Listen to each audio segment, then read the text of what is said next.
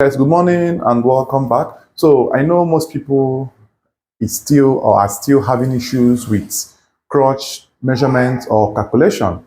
So I have made several videos on this, how to get a crotch, but then I have another trick I can tell you in this video.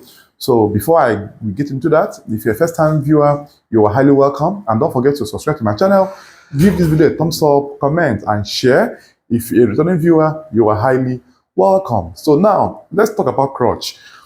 Now there is a method you can use to get your crotch, even if you're making for female or for men, right? It doesn't matter the gender you are sewing for. So this video is for unisex crotch calculation, right? So now the simplest trick or way you can get this crotch is by measurement. Now you measure your client's body. Now most people get it wrong when they say measure.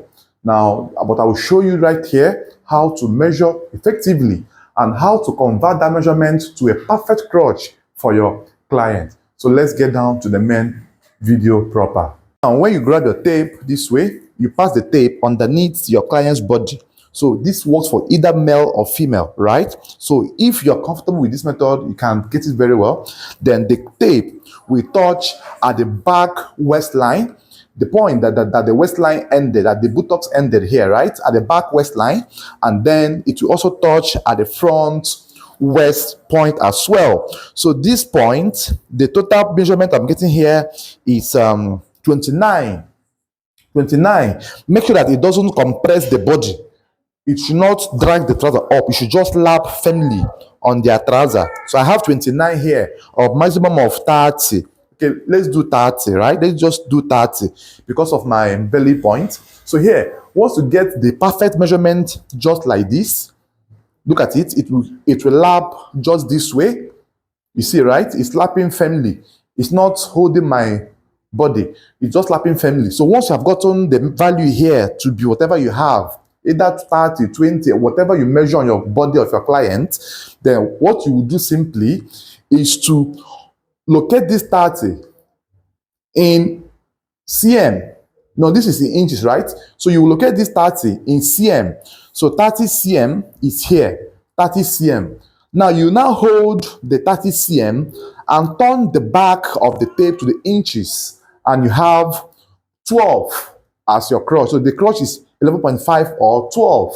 So this 11.5 or 12 matches or corresponds with my other value or other method I used to get my crotch. Remember, I told us that another method as well to get your crotch is hips over 4. So my hip circumference I have here is 48.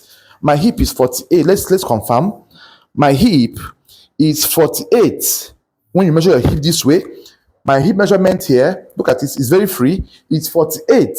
So if you go by the method I taught us earlier on, if it states that divide the hip by 4, so if you divide 48 by 4, it's 12. So the hip values over 4 is corresponding with the value of whatever you measured from here this way, and then it's a confirmation of the value of the formula, rather, right? It's a confirmation of the value of the formula. So this is how you measure, and then you hold the value you got there, locate the same value here in cm, so 30, and then turn the tape backwards, you get the next value at the inches. So the value now here is 12.